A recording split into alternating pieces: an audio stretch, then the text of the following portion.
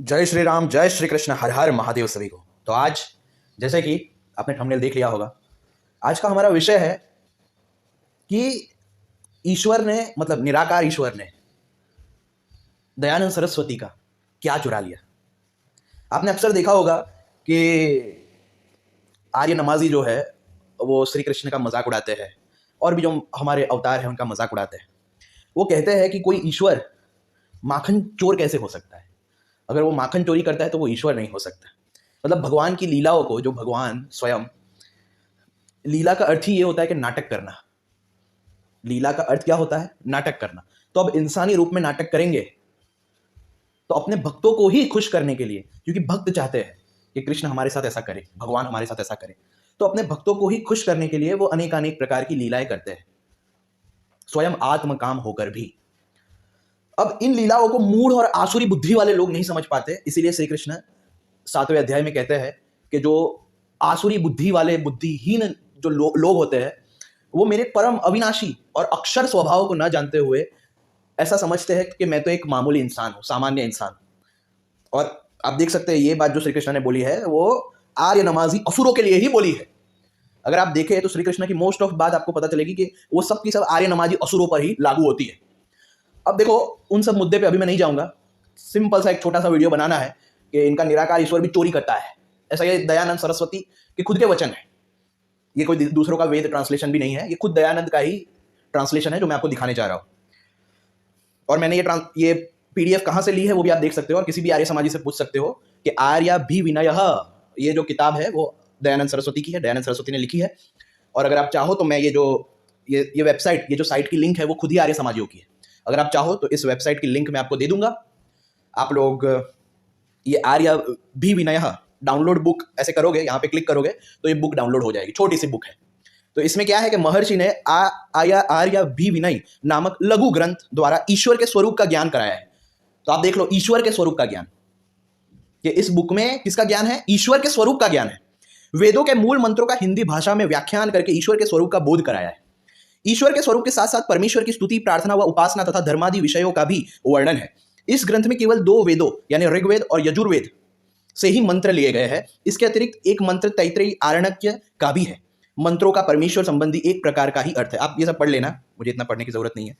तो आप देख सकते हो ये आर्य समाजियों की ही साइट है पूरी। यहाँ पे आर्य समाजियों के ही ग्रंथ मिलते हैं। यू कैन सी, ये देखो, यू कैन सी। ऑलराइट। तो कोई ये बोल नहीं सकता कि भाई ये तो किसी और का है, ये दयालंड का नहीं है। कोई ऐसा जो रोना होता है ना, वो डैश तरह के रोने, वो नहीं कर पाएगा। तो ये बुक जो है वो मैंने डाउनलोड कर ली है। आप भी डाउनलोड कर लेना ताकि आर्य नमाजियों को चिढ़ाने में मजा आए, चिढ़ाने में उपयोगी हो सके, क्योंकि बहुत मस्त किताब है। इतनी मस्त किताब है कि मैं क्या बताऊं। जब ये श्री कृष्ण को चिढ़ाए कि माखन चोरी करते हैं तो ईश्वर कैसे हो सकते हैं, तो बस आप इनकी किताबों से इनको चिढ़ाओ। सिंपल सा फॉर्मूला है, जैसे को तैसा, जैसे को तैसा। तो ये लिंक मैं दे दूंगा नीचे, तो आप लोग भी डाउनलोड कर सकते हो। तो ये मैंने डाउनलोड करके रखी है।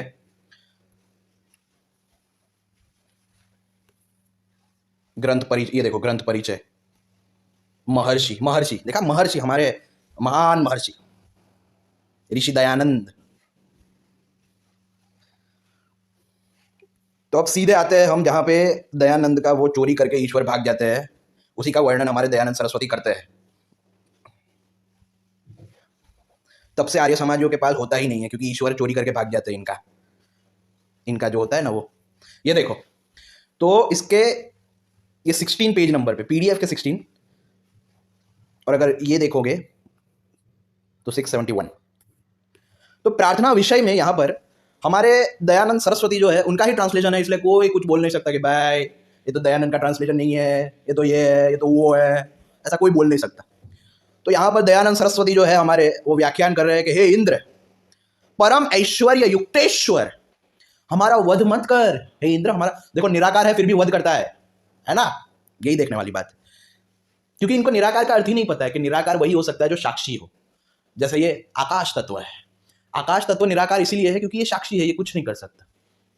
जब तक ये निर्गुण निराकार और सगुण साकार क्या होता है वो अच्छे से नहीं समझेंगे, तब तक इन्हें वेद वेदांत कुछ समझ में नहीं आ सकता। क्योंकि जितने भी गुण बताए गए ना कि वो भगवान सर्वशक्तिमान है, वो करुणा करता है, वो न्याय करता है, वो कल्याण करता है, वो वो कृपा करता है, वो रक्षा करता है। भाई ये सब निर्गुण निराकार नहीं कर सकता, क्योंकि वो तो साक्षी मात्र है, वो तो सबके अंदर बस आई एमनेस के रूप में है, चैतन्य के रूप में है। तो ये सब जो गुण बताए गए हैं ईश्वर के, वो सगुण साकार करता है। लेकिन ये लोग तो सगुण साकार में मानते ही नहीं, इसीलिए तो ये उलझ जाते हैं, अपने ही वेदों में उलझ जाते हैं कि एक तरह निराकार भी बोलते हैं और एक तरफ ऐसी स्तुति भी करते हैं। अब भाई हर समय तो गलत ट्रांसलेशन कर नहीं सकते। जैसे इस्कॉन वालों ने भी हर तरफ तो गलत ट्रांसलेशन किया नहीं है, बहुत सारी जगह गलती से सही ट्रांसलेशन करके फंस गए हैं। वैसे ही इनका भी है। देखो, हे इंद्र, परम ऐश्वर्य युक्तेश्वर, हमारा वध मत कर, अथवा अपने से अलग हमको मत गिरावे, हमसे अलग आप कभी मत हो, हमारे प्रिय भोगों को मत चोर और मत चोरवावे। अब देखो, ये निराकार है, लेकिन फिर भी इसको प्रार्थना की जा रही है दयानंद द्वारा कि भाई हमारे प्रिय भोगों को मत चोर और मत चोरवावे। मतलब चोरी करता होगा भाई, तभी तो प्रार्थना की है कि चोरी मत कर। इनका निराकार ईश्वर भी चोरी करता है, तभी प्रार्थना की है कि चोरी मत कर। मतलब खुद भी चोरी मत करो, दूसरों से भी चोरी मत करवा। फंस गए ना। मैंने आपको क्या कहा था, वेदों में दो तरह के ब्रह्म है। वेदों क्या, जितनी भी हमारी किताबें हैं, दो तरह के ब्रह्म माने ही गए हैं। लेकिन आर्य नमाजी अपने अहंकार और नीचता के कारण ये स्वीकार नहीं करते हैं, इसीलिए फंस जाते हैं। अद्वैत सिद्धांत इसीलिए महान है क्योंकि आदि शंकराचार्य जी ने अपने ब्रह्मसूत्र भाष्य में सगुण साकार और निर्गुण निराकार को इतने अच्छे से समझाया है ना कि मतलब माइंड ब्लोइंग। उन्होंने कहा है जहां जहां ऐसी बातें हो वहां पे समझना चाहिए ये सगुण ब्रह्म की बात है, और जहां जहां ऐसी बातें हो, ऐसे मंत्र हो कि वो सबका आत्मा है, सबका सेल्फ है, वो व्यापक है, वहां वहां समझना चाहिए कि यहाँ पर निर्गुण निराकार ब्रह्म की बात हो रही है। तो आदि शंकराचार्य जी ने बहुत अच्छे से क्लासिफाई किया है कि कौन सी बातें सगुण ब्रह्म के लिए है और कौन सी बातें निर्गुण निराकार व्यापक ब्रह्म के लिए है, जो कि हम सबका आत्मा है, जो कि साक्षी है। क्योंकि देखो, अगर वो ईश्वर करुणा करता है, न्याय करता है, ये करता है, वो करता है, तो वो साक्षी कैसे हुआ? वो साक्षी कैसे हुआ? फिर तुम उन्हें उसे साक्षी बोल ही नहीं सकते, उसे निराकार भी नहीं बोल सकते, क्योंकि निराकार वही हो सकता है जो कुछ नहीं करता। तो आर्य नमाजी की फिलोसॉफी में इतने लूप होल्स है, इसे मैं फिलोसॉफी नहीं बोलूंगा, इसे मैं बोलूंगा इनकी सड़क छाप मान्यताओं में इतने लूप होल्स है कि जिसकी कोई सीमा नहीं है। लोग बस थोड़ा सा लॉजिक यूज करें ना, तो इनके लूप होल्स में होल दिखा दिखा के इनका विध्वंस कर सकते हैं। क्योंकि जो निराकार होता है वो साक्षी ही हो सकता है, वो सर्वशक्तिमान नहीं हो सकता, क्योंकि शक्तिमान होना भी एक गुण है। तो सगुण ब्रह्म को मानना ही पड़ेगा। निराकार वही हो सकता है जो व्यापक हो, और जो व्यापक हो वो कुछ नहीं करता है, तो वो न्याय कैसे कर रहा है? और यहां पर ये जो बोल रहे हैं ये दयानंद तुम्हारे कि भाई हमारे प्रिय भोगों को मत चोर और मत चोरवा, तो भाई निराकार क्यों चोरी करेगा और किससे चोरी करवाएगा? हाँ, फंस गए ना। वो तो किसी ने तुम्हें पढ़ा नहीं है ढंग से, वरना तुम्हारे इतने जो वो क्या बोलूं अब मैं। तो वेदों में दोनों तरह के ब्रह्म की बात है, सगुण साकार, निर्गुण निराकार। इसे आदि शंकराचार्य के ब्रह्मसूत्र भाष्य से हम बहुत अच्छे से समझ सकते हैं। एक बार उनका ब्रह्मसूत्र भाष्य पढ़ो, उन्होंने बहुत अच्छे से क्लासिफाई किया है, बहुत अच्छे से, ब्रिलियंटली, इतना अच्छे से क्लासिफाई किया है कि आपको पूरे वेदों को कैसे समझना है ना, वो पूरी क्लैरिटी आ जाएगी। इतना अच्छे से क्लासिफाई किया है कि ऐसे मंत्र जो है वो किस ब्रह्म के लिए है, और इस प्रकार के जो मंत्र है, इस प्रकार की जो बातें हैं, वो किस ब्रह्म के लिए है, उसको पूरा क्लासिफाई किया है। अगर आप 3rd अध्याय और 4th अध्याय पढ़ेंगे उनके ब्रह्मसूत्र भाष्य का, आपको पता चल जाएगा। लेकिन क्योंकि ये ब्रेनलेस है, इन्हें खुद पता नहीं है कि इनका निराकार कैसे चोरी करता है और चोरी करवाता है, इन्हें खुद आइडिया नहीं है।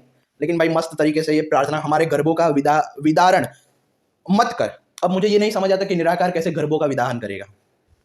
खैर, हे सर्वशक्तिमान समर्थ, हमारे पुत्रों का विदारण मत कर। देखो, इनके पुत्रों का भी विदारण करते हैं ईश्वर।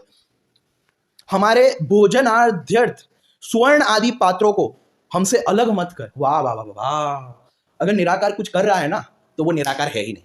अगर निराकार कुछ कर रहा है ना, तो वो साक्षी है ही नहीं। तो तुम जो दूसरा पक्षी दिखाते हो कि वो तो साक्षी है, वो दिखाना बंद कर दो ना। हाँ, दूसरा पक्षी तो बड़े चाव से दिखाते हो कि द्वा सुपर्णा में जो ये दूसरा पक्षी है वो हमारे ईश्वर है, देखो साक्षी है। वो साक्षी है तो यहाँ पे कर क्यों रहे? और निराकार हमेशा साक्षी ही हो सकता है। अगर वो कुछ कर रहा है ना, तो इसका अर्थ है वो निराकार नहीं है। बेसिक कॉमन सेंस है यार, कॉमन सेंस है। इसलिए आदि शंकराचार्य का ब्रह्मसूत्र भाष्य श्रेष्ठ है। उससे आपको आइडिया आएगा कि कौन से ऐसे मंत्र या ऐसे वर्सेस है जो सगुण ब्रह्म के लिए इस्तेमाल किए गए हैं, और कौन से ऐसे मंत्र या वर्सेस है जो निर्गुण निराकार ब्रह्म को डिनोट करते हैं।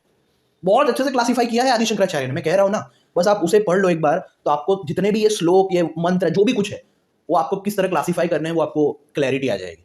मुझे उसी से क्लैरिटी आई है, मुझे उसी से पता चला है। अच्छा, मतलब जब ऐसे ऐसे वर्सेस हो कि वो व्यापक है, वो आत्मा है, he is the self of all, he is just a witness, वो कुछ नहीं करता, ऐसे ऐसे वर्सेस आते हैं, वो निष्क्रिय है, तो मुझे तुरंत पता चल जाता है कि यहाँ पर निर्गुण निराकार ब्रह्म की बात है। और जब ऐसे वर्सेस आते हैं कि भाई हम पर कृपा करो, वो क्रिएट करता है, वो डिस्ट्रॉय करता है, वो ये करता है, वो करता है। तो भाई अगर वो ये कर रहा है तो वो साक्षी कैसे हुआ? तो इसलिए यहाँ पर निर्गुण निराकार ब्रह्म जो कि साक्षी है उसकी बात नहीं हो रही, यहाँ पर सगुण साकार ब्रह्म की बात हो रही है। तभी यहाँ पर कहा जा रहा है कि तुमने ये किया, तुमने वो किया, तुम रक्षा करते हो, तुम हमारी रक्षा करो, हमारा कल्याण करो, ये करो, वो करो। तो बहुत अच्छे से आप क्लासीफाई कर पाओगे उनका ब्रह्मसूत्र भाष्य अगर आप समझ गए ना आदि शंकराचार्य का, आप बहुत अच्छे से क्लासीफाई कर पाओगे कि ग्रंथों में कौन सी बातें निर्गुण निराकार ब्रह्म के लिए है और कौन सी बातें सगुण साकार ब्रह्म को डिनोट करती है। एक बार पढ़ के देखो।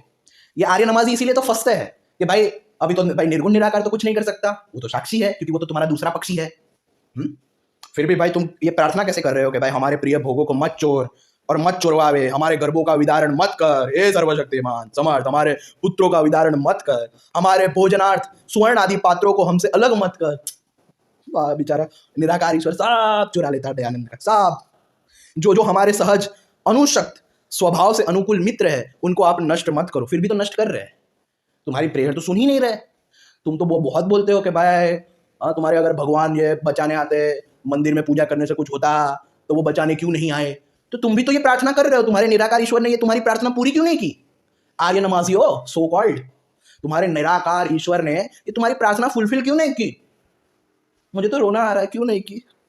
जो हमारे अर्थात कृपा करके पूर्वोक्त सब पदार्थों की यथावत रक्षा करो। क्यों भाई? वो रक्षा क्यों करेगा? वो तो साक्षी है ना, वो साक्षी है तो साक्षी रक्षा क्यों करेगा और कैसे करेगा? और एक निराकार रक्षा नहीं कर सकता।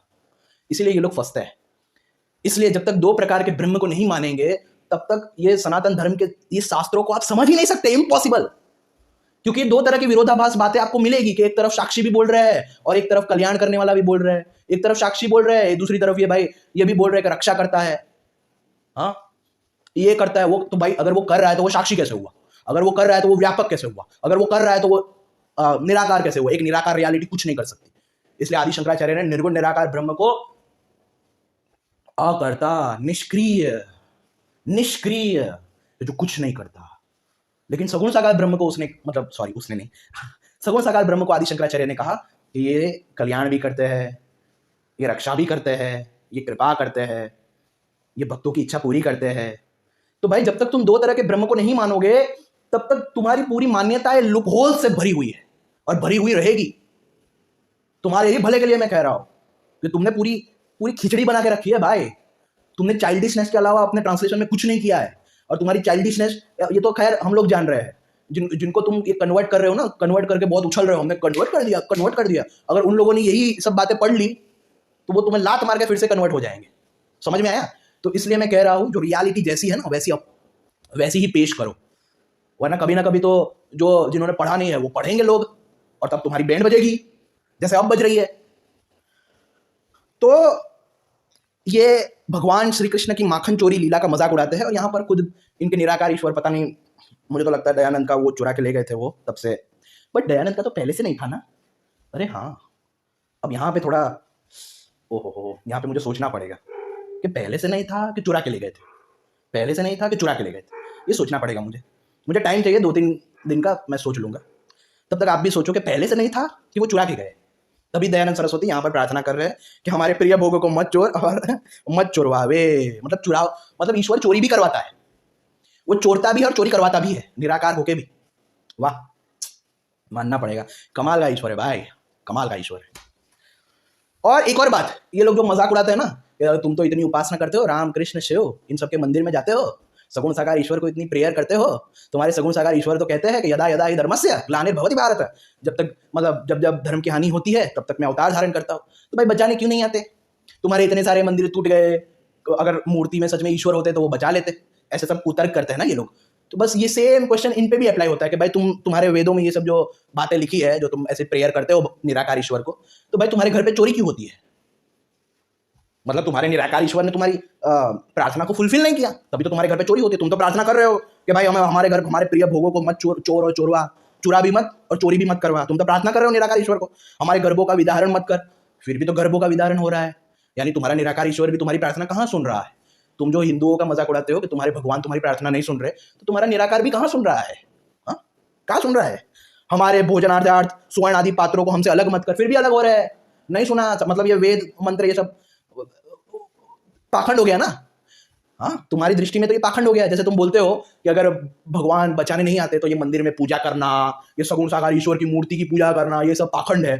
तो भाई ये तुम्हारी प्रार्थनाएं भी पाखंड है। जो तुम्हारा दयानंद यहाँ पे लिख रहा है वो भी पाखंड है, क्योंकि तुमने प्रार्थना लिखी है, तुम लोग ये प्रार्थना बोलते भी होंगे, फिर भी तो ये सब हो रहा है। जो जो हमारे सहज अनुसुक्त स्वभाव से अनुकूल मित्र है उनको आप नष्ट मत करो, फिर भी तो वो नष्ट हो जाते हैं, वो मर जाते हैं।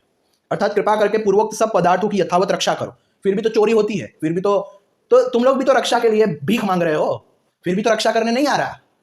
तुम लोग जो तर्क देते हो कि मंदिर में तुम लोग ये करते हो वो करते हो, वो राम कृष्ण आदि रक्षा करने क्यों नहीं आते, तो तुम भी तो रक्षा के लिए प्रार्थना कर रहे हो, तो वो रक्षा करने क्यों नहीं आते? अब बोलो, तुम भी तो प्रार्थना कर रहे हो कि यथावत रक्षा करो, सब पदार्थों की यथावत रक्षा करो, तो वो रक्षा करने क्यों नहीं आ रहे? मुझे इसका जवाब चाहिए। अब बहुत तुमने लोगों की अज्ञानता का फायदा उठाया है, अब हमें जवाब दो कि वो रक्षा करने क्यों नहीं आ रहे। तुम तो प्रार्थना कर रहे हो, फिर भी रक्षा करने क्यों नहीं आ रहे? I want answer. चोरी, इनका निराकार ईश्वर चोरी करता है, ये बोल तभी तो प्रार्थना है ना। अगर चोरी ना कर रहा होता तो मत चोर ऐसी प्रार्थना क्यों करते? चोरी कर रहा होगा तभी प्रार्थना कर रहे हैं ना कि चोरी मत कर। और यहाँ पर परम ऐश्वर्य युक्तेश्वर यानी परमेश्वर की ही बात है, इसलिए ये बातों को घुमा भी नहीं सकते कि यहाँ पे इंद्र यानी ये वो एक्सेट्रा, क्योंकि यहाँ पर लिखा ही है परम ऐश्वर्य युक्तेश्वर, ईश्वर की बात है, खत्म। अब इसको मिस इंटरप्रेट करने की कोशिश करेंगे, वो क्या कहते हैं, वो लीपा पोती करना और ये सब इनका तो चला रहता है। इनका अस्तित्व ही लीपा पोती पे है। हाँ, इनका अस्तित्व भावार्थ, पदार्थ मत पढ़ो, भावार्थ पढ़ो बेटा, समझ आया? भावार्थ पढ़ो, पदार्थ मत पढ़ो। और यहाँ पर तो भावार्थ लिखा भी नहीं है, इसलिए और फंस गए। यहाँ पे तो व्याख्यान लिखा है, देखो कोई भावार्थ नहीं लिखा यहाँ पर, तो हमारे दयानंद फंस गए हैं। ऐसे तो और भी पता नहीं कितने मैं दिखा सकता हूँ इनके पाखंड। इनके पाखंडों का कोई अंत ही नहीं है, क्योंकि इन्हें मानना ही पड़ेगा कि दो प्रकार के ब्रह्म की बात की गई है। एक ब्रह्म जो निष्क्रिय है, जो कुछ नहीं करता, जो साक्षी मात्र है, जो सबका आत्मा है, यानी जो सिर्फ which is the pure awareness, which is pure awareness. और एक जो महत्त्व आइडेंटिफाइड अवेयरनेस है, जिसे कॉस्मिक माइंड भी कहते हैं। और वो कॉस्मिक माइंड ही सगुण साकार स्वरूप धारण करके जब जरूरत पड़े वो करते हैं। अब बात रही अवतार मदद करने क्यों नहीं आ रहे, तो भाई ऐसी कोई स्थिति आई ही नहीं है, और बीच में कितने अवतार आए भी हो तुम्हें क्या पता। पुराणों में खुद लिखा है कि कलयुग में भगवान जो है वो गुप्त अवतारों को धारण करते हैं, यानी ऐसे अवतार जिनका वर्णन ना हो शास्त्रों में, गुप्त तरीके से वो अवतार लेते हैं। तो कितनी बार उन्होंने बस अपना एक अंश रूप छोड़ के अवतार लिया होगा, तुम्हें क्या पता, तुम्हें कैसे पता? अगर ना लिया होता तो इतना सब हम कर नहीं पाते। हम अभी भी है, इतने गुलामी के बाद भी अभी भी हम है, अभी भी हिंदुत्व तो बचा है। तो यही इस बात का प्रमाण है कि वो कहीं ना कहीं अंश रूप से अवतार ले रहे थे, और भगवान को अवतार की जरूरत ही नहीं है, क्योंकि वैसे सिचुएशन आई ही नहीं है कलयुग में अभी तक। आप एक बार सोचो कि द्वापर, त्रेता, इन सब में तो इतनी बुरी सिचुएशन थी कि बड़े बड़े राक्षस थे। क्या कलयुग में ऐसे राक्षस है? ऐसे बड़े बड़े राक्षस है जो सबको खुलेआम कुचल दे? ऐसे राक्षस है? नहीं है। तो अगर आप देखो तो द्वापर और त्रेता में जो हालत थी उसके लिए अवतार लेना आवश्यक पड़ गया था। उतनी बुरी हालत तो यहाँ पे आई नहीं है। द्वापर, त्रेता, ये इवन सतयुग, आप देखो हिरण्याक्ष, हिरण्यकश्यप, रावण, कंस, ये सब तो पूजा भी नहीं करने देते थे। जहां पे पूजा होती दिख जाती थी कि यहाँ पे कोई यज्ञ कर रहा है, पूजा कर रहा है, फटाक खत्म, अटैक करवा के मार डालते थे। क्या यहाँ पर अभी हो रहा है ऐसा? कलयुग में इतना बुरा हुआ है? इतनी बुरी हालत अभी तक कलयुग में आई है कि आपको पूजा भी नहीं करने दी जाए? आई है क्या? नहीं आई। तो भाई उतनी बुरी हालत आई ही नहीं है तो वो अवतार क्यों लेंगे? अभी तक उतनी बुरी हालत आई ही नहीं है। और क्या ये मुगल और ये सब क्या उन राक्षसों से भी ज्यादा ताकतवर थे या उनके समान भी थे? नो। और सच पूछो तो इवन मुगल के टाइम पे भी गुप्त अवतार हुए हैं, और अवतार सिर्फ सगुण साकार ईश्वर ले ऐसा जरूरी नहीं है। जितने भी मुक्त आत्मा हो गए हैं वो जब चाहे अवतार धारण कर सकते हैं, जितने अपने चाहे उतने रूप बना के अपने अंश से यहाँ वहां अपना कार्य कर सकते हैं। लेकिन जब भगवान ने खुद ही ये कहा है कि कलयुग में अधर्म बढ़ेगा, जब उन्होंने खुद ही कह दिया है, जब कलयुग को अधर्म का ही युग कहा गया है, तो भाई यहाँ पे तो अधर्म बढ़ेगा ना, सिंपल सी बात है। और धर्म की रक्षा तो वो अभी भी कर रहे हैं, तुम्हारी आंखें नहीं है देखने के लिए।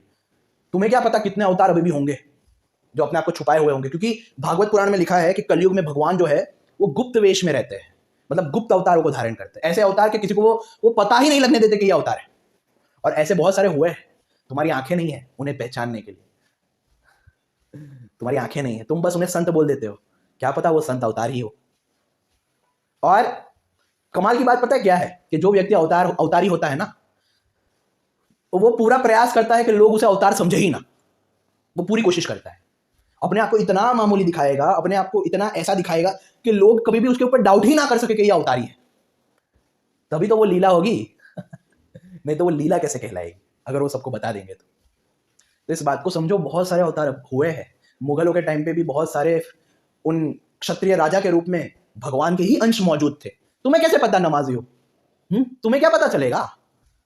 तुम ये भौंकी कैसे सकते हो कि भाई मदद करने क्यों नहीं आए? तुम्हें कैसे पता वो नहीं आए? क्या पता छत्रपति शिवाजी भी एक अंश हो ईश्वर के? क्या पता कितने संतों के रूप में वो ईश्वर के ही अंश हो जो आए हो? उनके लिए ये अंश रूप धारण करना कोई बड़ी बात नहीं है, ये तो एक सिद्ध योगी भी कर सकते हैं। तो सगुण ईश्वर क्या तो कहना ही क्या है? तुम्हें क्या पता? तुम्हें कैसे पता? तुमने हिस्ट्री भी पढ़ी है तो उन लोगों की पढ़ी है जो मुगलों के पक्ष में थे। कभी हिंदुओं के पक्ष वाली हिस्ट्री पढ़ना तो पता चलेगा कि ऐसे ऐसे शूरवीर हुए हैं कि जो अवतार से कम नहीं थे। समझ आया? बस तुम्हारी नजर नहीं है, तुम्हें समझ नहीं आता है। इसका अर्थ ये नहीं है कि वो अवतार नहीं है। तुम्हारी बुद्धि इतनी ब्रेनलेस है, तुम्हारी ब्रेनलेस से भी नीचे जो तुम्हारी, क्या बोलूं अब मैं, मुझे लगता है गाली, मैं जब आर्य नमाजियों को कुछ उल्टा बोलता हूँ, गाली बोलता हूँ, तो वो गालियों का अपमान है, ऐसा मुझे प्रतीत होता है। तुम्हें कैसे पता कि अवतार अभी भी मैं कह रहा हूँ कि 1000 अवतार अभी भी है। वो अपने आप को छुपाए हुए रखते हैं, वो छुप के ही अपने संकल्प से ही सब कुछ करवा रहे हैं। तुम्हें पता भी नहीं चलेगा कि हाँ वो अवतार है, नहीं पता चलेगा। तुम सोचते रह जाओगे और वो जानबूझकर ऐसी कोशिश करेंगे कि लोग उन्हें अवतार ना माने।